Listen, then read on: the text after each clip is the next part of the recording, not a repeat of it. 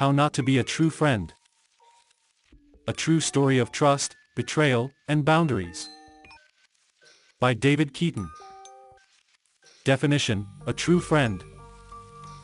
A true friend is someone who supports you without personal gain, who celebrates your success, and who shows integrity, especially when no one is watching. Chapter 1: A New Face in the Neighborhood. It began with a moving truck. A family was unpacking just 3 houses down, boxes, teenagers, and tired parents unloading their past life into a new zip code. I was mowing my lawn when I first met Tony. He had a friendly smile, a firm handshake, and a little frustration in his voice. "We're from out of state," he said. "Looking for new beginnings." He didn't have a job.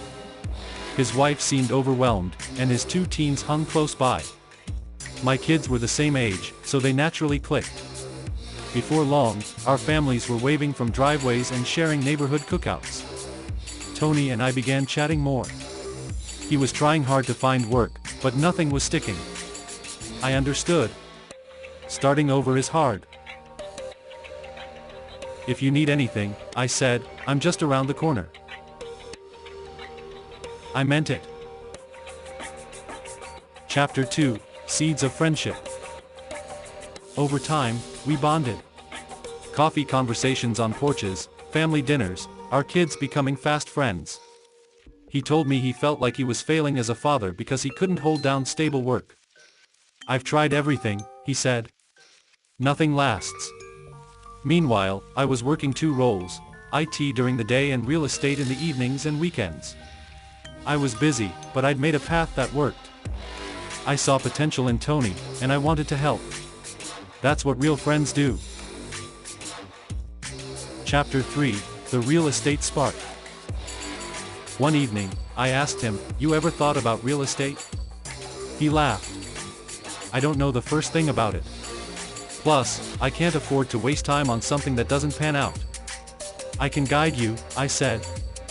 "I've been in the game for years. I've got old study materials and exam tips that could help you pass both the school test and the state license." He looked at me like I had just handed him a second chance. Over the next few weeks, I became his personal tutor. I gave him my old textbooks, online links, mock exams, even tested him in my living room. When he passed the school exam, I high-fived him like a proud brother. When he passed the state license, I celebrated with him like it was my own win.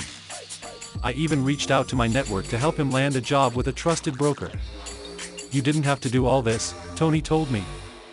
"I know," I said. "But that's what we do for people we believe in." Chapter 4: Helping the Next Generation. It didn't stop there.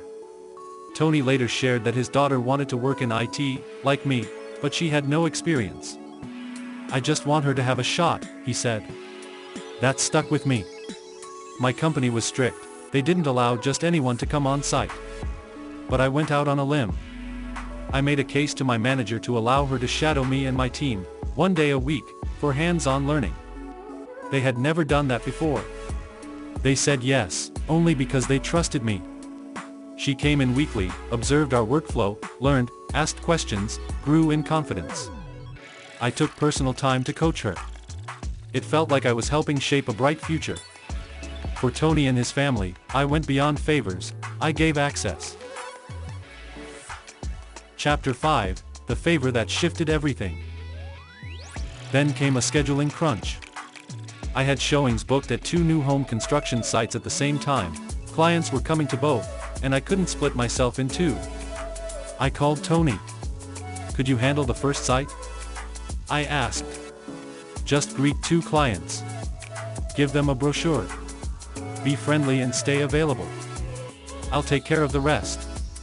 He agreed without hesitation. "Man, of course," he said. "That's nothing." I thanked him. I thought I was asking a friend for help. Little did I know. I was handing him a loaded opportunity.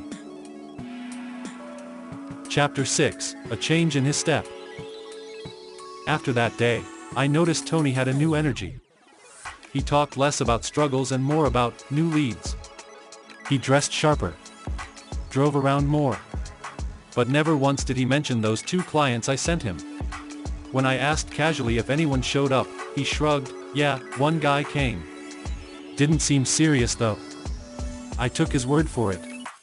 Why wouldn't I? Until one day, I bumped into Mr. Holloway, one of the 2 clients from that very day. Hey David, he said cheerfully. You trained that Tony guy well. He told us you weren't doing construction listings anymore and handed us off to him. I paused. I stepped away from construction listings? Yeah, he said. That's what he told us. My stomach dropped. Chapter 7, Lies That Close Deals. A week later, my broker, Sharon, called me in. David, she said, we've got a situation. She showed me 3 recently closed files, all tied to Tony. He told the clients you gave them to him. That you stepped away from sales. But the paperwork doesn't match that. One of them was Mr. Holloway. Another was Jacob Lavin, a referral I had been emailing the week before that showing. The third? A walk-in buyer who had shown up with one of the original clients. Tony hadn't just stolen one deal, he'd built a chain of commissions off a lie. He told the clients I was out of real estate. He told the broker I gave him the leads. He told me nothing. Chapter 8, The Face Behind the Smile. I went to his house.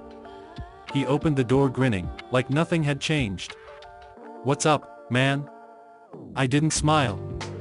We need to talk. We stepped outside. I laid it out. He crossed his arms. Look, they asked about you, yeah, but they were ready to buy. I handled it. It's just business. Business? I said. You lied to my clients. Lied to our broker. You told them I walked away from real estate when you knew I hadn't. Then you closed 3 deals and said nothing. He smirked. You'd have done the same. No, I said. I wouldn't have. He shrugged. They were gonna buy either way. I just got it done. No, I said, my voice hardening. You got it done by using my trust as a down payment. That was the last real conversation we ever had. Chapter 9, Trust Burned in Silence. I sat in my office that night, thinking about everything I had done for Tony, every late night helping him pass his exams, every connection I gave him, every moment I stuck my neck out for his daughter. And now? He had used my kindness like a coupon. He looked me in the eyes, pocketed the profit, and offered a shrug. Not because he didn't understand what he did, but because he never cared. Chapter 10, Shutting the Door. The next day, I called my company and pulled Tony's daughter from the shadowing program. I thanked them for their trust, but I couldn't justify the access anymore. Was it her fault? No. But the opportunity existed because of me. I stopped returning his calls. I didn't explain. I didn't yell. I simply removed my access from his life. When I saw him, I nodded, smiled politely, but never again offered advice, support, or opportunity. Some people only understand boundaries when the bridge collapses. So I let it. Chapter 11, Grace Without Access. Tony never apologized. In fact, I later learned he told others that I had stepped aside and given him the green light, a lie told enough times to sound like truth to those who never knew the real story. But I didn't chase him down.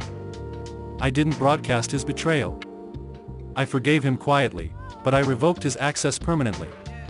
Because forgiveness doesn't mean letting someone rob you twice. Chapter 12, The Final Lesson. Here's what I learned. A true friend doesn't lie when there's money on the line. A true friend doesn't use silence as strategy. A true friend doesn't wear your help like a costume while stealing your future. Tony chose the mirror, his gain, his image, his ego. And in doing so, he lost me. I moved on. Stronger. Wiser. More intentional about who I call a friend. And if you've ever been betrayed by someone you trusted, someone you helped without expecting anything in return, then I hope my story reminds you.